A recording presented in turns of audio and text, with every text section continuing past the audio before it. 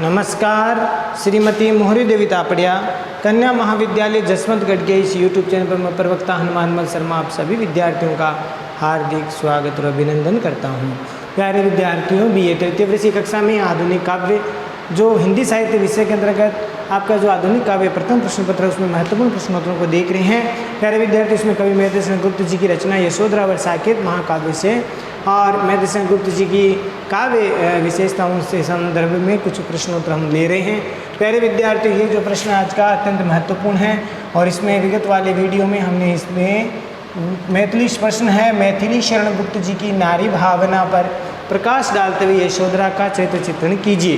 प्यारे विद्यार्थियों, बहुत ही महत्वपूर्ण प्रश्न है और इसमें हमने प्यारे विद्यार्थियों मैथिली शरण गुप्त जी की जो नारी भावना है उसके बारे में हमने जो है विगत वीडियो में चर्चा की थी और उस भूमिका के रूप में भी पढ़ा और उसके साथ साथ गुप्त जी की जो नारी भावना है उसके बारे में हमने पढ़ा था। प्यारे विद्यार्थियों, अब हम आज देखेंगे यशोधरा का, ये भूमिका हमने देख ली, गुप्त जी की नारी भावना विगत वीडियो में पढ़ ली है। अब हम देखते हैं यशोधरा का चरित्र चित्रण यानी यशोधरा की चारित्रिक विशेषताएं क्या है। तो इस प्रकार से पहली विशेषता के रूप में अगर बात करें अनुरागिणी रूप, दूसरा है पतिपरायण, न्यायप्रियता, स्वाभिमानी है, यशोधरा छत्राणी रूप, विरहिणी, आस्था की प्रतिमूर्ति।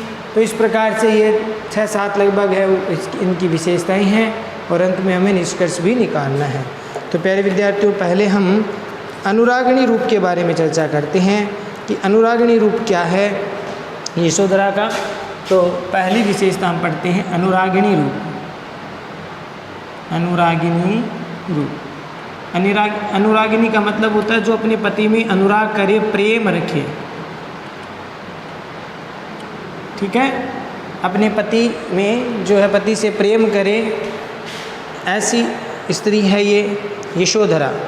तो गौतम बुद्ध की पत्नी यशोधरा, जब गौतम उनको छोड़ करके चले जाते हैं, सिद्धि प्राप्ति के लिए महानिष्क्रमण कर लेते हैं, उस समय यशोधरा बड़ी शिकायत करती है अपने पति से कि भाई मुझे ऐसे छोड़ करके क्यों चले गए, बिना पूछे ही मुझे छोड़ करके यूँ चले गए।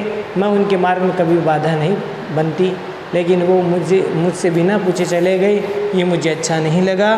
तो इस प्रकार का जो भाव है इसमें यशोधरा का जो मन का जो भाव है वो चित्रित होता है। तो इसमें सबसे पहली अगर हम विशेषता की बात करें यशोधरा की, तो यशोधरा जो प्यारे विद्यार्थी मेधातिलक गुप्त जी की एक विशेष उल्लेखनीय काव्य है। थोड़ी भूमिका के रूप में हम जानकारी ले लेते हैं कि यशोधरा मैथिली शरण गुप्त जी की एक विशेष उल्लेखनीय काव्य है और यशोधरा में जो अंश आपकी इस पुस्तक में बताए गए हैं उसमें यशोधरा का जो व्यक्तित्व है वो उभर करके सामने आता है।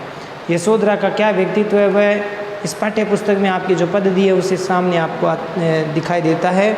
और इन अंशों में यशोधरा का जो अनुरागिणी रूप है, अनुरागिणी यानी प्रेम करने का जो रूप है, दूसरा जो प्रोषित पतिका का रूप है यानी जिसके पति प्रवासी हो गए हैं तो प्रोषित पतिका का स्वरूप है, तीसरा अगर बात करें स्वाभिमानी रूप है, क्षत्राणी का एक रूप है और विश्वास का, संयम का, दृढ़ता से युक्त व्यक्तित्व का ये चरित्र सामने आता है। प्यारे विद्यार्थियों, यशोधरा का इन पदों में हम देखते हैं यशोधरा का अनुरागिणी रूप सामने आता है कि वह अपने पति से प्रेम करती है, अपने धर्म का आचरण करती है। दूसरा पतिपरायण है, स्वाभिमानी स्वरूप है। इसके साथ साथ प्यारे विद्यार्थियों वह छत्राणी रूप भी है और यशोधरा का संयम और दृढ़ता का ऐसा उच्च कोटि का व्यक्तित्व है। तो इस प्रकार का स्वरूप सामने उभर करके आता है। चलिए प्यारे विद्यार्थियों, पहली विशेषता हम पढ़ते हैं इसकी यशोधरा की चारित्रिक विशेषताओं में सबसे पहली विशेषता है अनुरागिणी रूप। तो अनुरागिणी रूप में देखिए यशोधरा है वो नारीत्व की सबसे बड़ी विशेषता है। यशोधरा जो पात्र है वो इस काव्य की सबसे बड़ी विशेषता ये है कि वह आदर्श नारी की विशेषता इसमें झलकती है। तो यशोधरा के नारीत्व की सबसे बड़ी विशेषता ये है कि वह माननीय होते हुए भी अनुरागिणी है। माननीय का मतलब क्या होता है प्यारे विद्यार्थियों? जो रूठी हुई हो, अपने पति ने जब उनको नहीं कहा, बिना कहे ही और अर्धरात्रि को ही सोते हुए अवस्था में छोड़ करके चले गए, अपने यशोधरा को राहुल और यशोधरा को अपने पुत्र राहुल और यशोधरा अपनी पत्नी यशोधरा को छोड़ करके वो चले जाते हैं। तब उस समय यशोधरा है वो रूठ जाती है अपने पति से। तो माननी होते हुए भी वो अनुरागिणी है, यानी रूठी हुई तो है पति से, लेकिन साथ ही साथ वह पति से प्रेम भी करती है। तो रूठी हुई है, माननी भी है, लेकिन फिर भी वो अपने पति से क्या करती है, प्रेम करती है। तो ये स्वरूप यशोधरा का दिखाई देता है। तो ऐसी माननी है या माननी होते हुए भी अनुरागिणी रूप में चित्रित की गई है। गौतम के प्रति उसका जो मान है, यानी मान का मतलब यहाँ पर सम्मान से हम कह सकते हैं, दूसरा मान से मतलब वो गौतम अपने पति से प्रिय से रूठ जाती है, मान करती है। तो ये कि उसका ये जो मान है वो धर्म के अनुसार है, यथार्थ है, ऐसा होना स्वाभाविक है। तो ऐसा धर्म उसे मानवती बनने की प्रेरणा उसको देता है। उसका जो धर्म है वह उसको मानवती यानी रूठने का जो अधिकार देता है, उसका धर्म उसे मान करने का अधिकार देता है।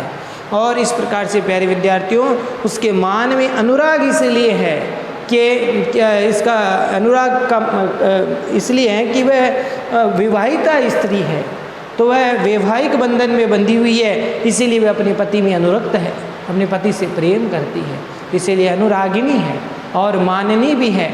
पति जो इस तरह से छोड़ करके चले जाते हैं तो उनका रूठना धर्म के अनुकूल है, धर्म के अनुसार वो मानवती होना उसके लिए उचित है। यही कारण है प्यारे विद्यार्थियों, मैं जो बोल रहा हूँ वो आप ध्यान से सुनिए। क्या बात हमने शुरू से की है कि यशोधरा का जो नारीत्व, उसकी सबसे बड़ी विशेषता क्या है कि वह माननी होते हुए भी अनुरागिणी है, रूठ करके भी वह अपने पति से प्रेम करती है, तो माननी होते हुए भी अनुरागिणी रूप है। और प्यारे विद्यार्थियों, और हमें क्या समझना है कि गौतम बुद्ध के प्रति, अपने पति के प्रति उनका ये जो मान करना है वह धर्म के अनुसार, आचरण के अनुसार है।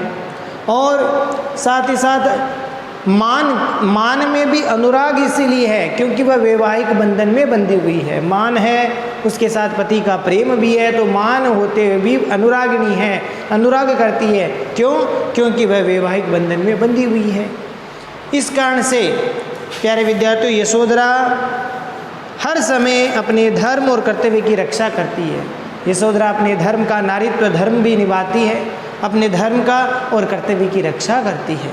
तो आपको समझ में आ रहा होगा प्यारे विद्यार्थियों कि इस प्रकार से वह अनुरागिणी भी है, अपने पति से प्रेम भी करती है, रूठती भी है और धर्माचरण करने का कार्य भी करती है, यानी अच्छे धर्म का आचरण भी करती है। अनुरागिणी भी है, अपने नारीत्व धर्म का उचित रूप से निभाना वो जानती है।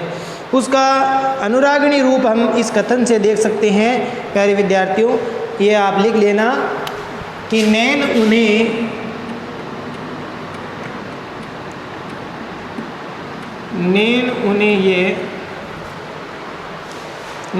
उन्हें हैं,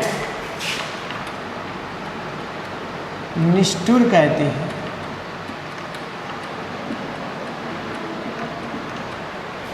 नैन उन्हें हैं निष्ठुर कहते, पर इनसे जो आंसू बहते हैं, पर इनसे जो आंसू बहते, सदैव हृदय वे कैसे सहते, सदैव हृदय वे कैसे सहते,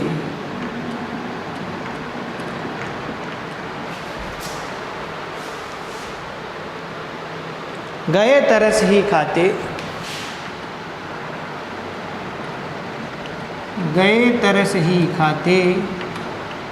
आगे पंक्तियाँ आपको ध्यान में होगी, सखी भी मुझसे कह के जाते।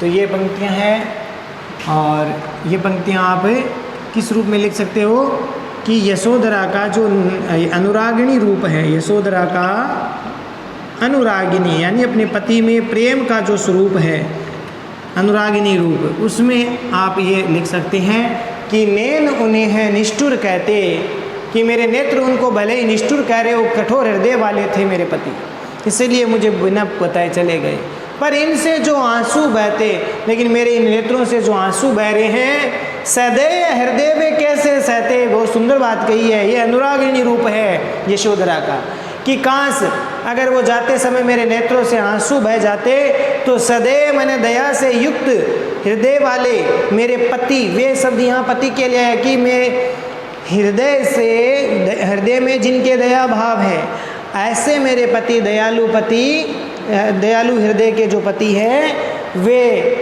इन आँखों से जो आंसू बहते तो वो कैसे सहन करते, गए तरसी खाते। इसीलिए वो कहीं न कहीं मेरे इन नेत्रों आंसू बहते हुए आंसू को देखकर तरस खा जाते और वे अपनी सिद्धि की प्राप्ति के लिए शायद नहीं जाते। तो इस प्रकार से यहाँ पर उनका अनुरागिणी रूप भी स्वरूप भी समझ में आ रहा है कि पति के लिए वो कह रही है कि भले ही मेरे नेत्र उनको निष्ठुर कह रहे हैं, लेकिन वो जो सदैव हृदय वाले हैं, बड़े दयालु हृदय वाले हैं, वो मेरी आंखों से बहते हुए आंसू को कैसे देख पाते, वो फिर द्रवित हो जाते। इसीलिए यहाँ पर अनुरागिणी रूप दिखाई दे रहा है। तो आशा करता हूँ प्यारे विद्यार्थियों ये समझ में आ गया होगा और इस बिंदु में क्या आपको लिखना है वो समझ में आ गया होगा। अगला देखिए विशेषता, अगली विशेषता आपकी पति पारायण। प्यारे विद्यार्थियों, यशोधरा पति पारायण स्त्री है और भारतीय आदर्श नारी है वो, और पतिव्रत धर्म का निर्वहन करने वाली है। तो यशोधरा पति पारायण आदर्श भारतीय नारी है। साथ ही साथ प्यारे विद्यार्थियों, उसका ये कहना कि उसके पति उसको बहुत मानते हैं, यशोधरा कहती है कि पति उसको बहुत सम्मान देते हैं, मानते हैं, फिर भी पूरी तरह से पहचान नहीं पाए, लेकिन फिर भी वो मुझे पूरी तरह से पहचान नहीं पाए, उसके पत्नी रूप को व्यक्त करता ये पहचान नहीं पाए, उसके इस रूप को हम पत्नी रूप को व्यक्त करता है। यानी यहाँ पर जो यशोदा ये कह रही है कि हालांकि मेरे पति है वो मेरा बहुत सम्मान करते हैं, मान करते हैं, फिर भी उन्होंने मुझे पूरी तरह से पहचाना नहीं।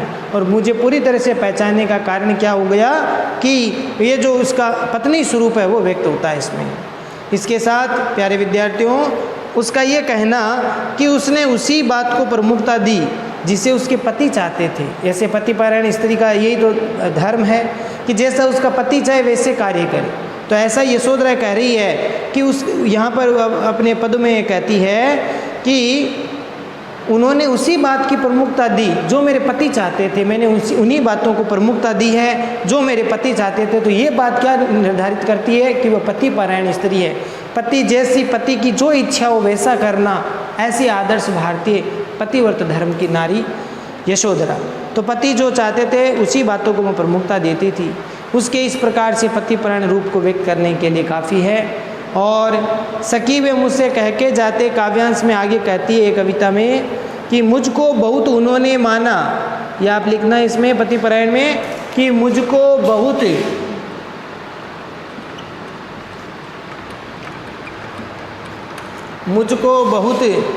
उन्होंने माना,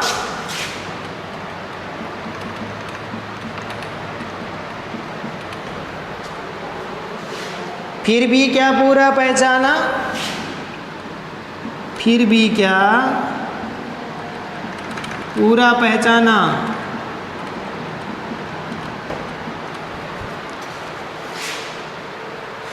मैंने मुख्य उसी को जाना,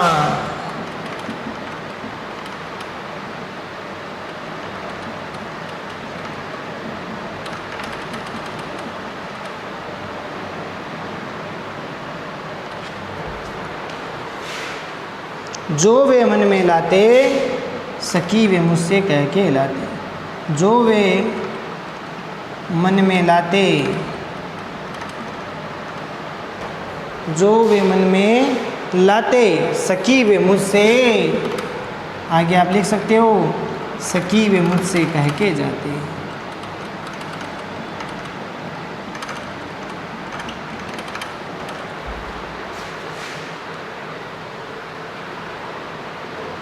कहकर, कह के नहीं, कहकर जाते। तो ये इस बात को इंगित करता है कि यशोधरा एक पति पारायण स्त्री है कि मुझको बहुत उन्होंने माला, हालांकि उन्होंने बहुत सम्मान दिया है, फिर भी क्या पूरा पहचाना, लेकिन फिर भी वह मुझे ठीक प्रकार से पहचान नहीं पाए, मेरा जो पत्नी स्वरूप है वो पहचान नहीं पाए। मैंने मुख्य उसी को जाना, मैंने तो प्रधानता प्रमुखता केवल उन्हीं की बातों को दिया है जो मेरे पति अच्छी लगती थी, वही बातों को मैं मुख्यतः प्रधानता देती थी। जो वे मन में लाते हैं, जो उनके मन में होता था, उन्हीं बातों को मैं मुख्य प्रधानता देती थी और वही बातें मैं करती थी। इसी प्रकार से इस प्रकार का जो भाव है वो उसके पतिपरायण होने का जो एक तरह से सिद्ध करता है कि वह पतिपरायण स्त्री है। तो यहाँ तक समझ में आ गया। एक विशेषता और लेते हैं छोटी सी, न्यायप्रियता। प्यारे विद्यार्थियों, तीसरी है न्यायप्रियता। प्यारे विद्यार्थियों, न्यायप्रियता। यशोधरा न्यायप्रिय स्त्री है। कैसे? यशोधरा का व्यक्तित्व की सबसे बड़ी एक विशेषता यह है कि वह न्यायप्रियता, हमेशा न्याय का पक्ष लेने वाली है। प्यारे विद्यार्थियों, यशोधरा के व्यक्तित्व की एक प्रमुख विशेषता है कि वह हमेशा न्याय का पक्ष लेती है। पूरे वाक्य में आप देख सकते हैं कि उसका व्यक्तित्व इस प्रकार से स्पष्ट रूप से दिखाई देता है।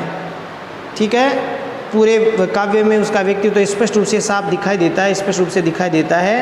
और इन पंक्तियों में कई ऐसे अंश में कई पंक्तियाँ आई है जिससे इनके न्यायप्रिय होने का प्रमाण मिलता है कि यशोधरा है वो न्याय का पक्षधर, न्याय की पक्षधर है और न्याय को है महत्वपूर्ण मानती है, न्याय का पक्ष लेती है। तो इस प्रकार से प्यारे विद्यार्थियों ये विशेषता हुई न्यायप्रियता। तो आज हमने प्यारे विद्यार्थियों यशोदा का चरित्र चित्रण में अनुरागिणी रूप, यशोधरा अनुरागिणी है, यशोदा पतिपरायण है, यशोदा न्यायप्रियता, यानी न्यायप्रियता, अनुरागिणी रूप और इसके साथ साथ पतिपरायण रूप हम इनको यशोधरा के काव्य में हमें देखते हैं कि सखी मुझसे कह के जाते जो कविता है। तो प्यारे विद्यार्थियों ये यशोधरा का चरित्र है और आशा करता हूँ ये तीनों विशेषता आपको ठीक से समझ में आ गई होगी।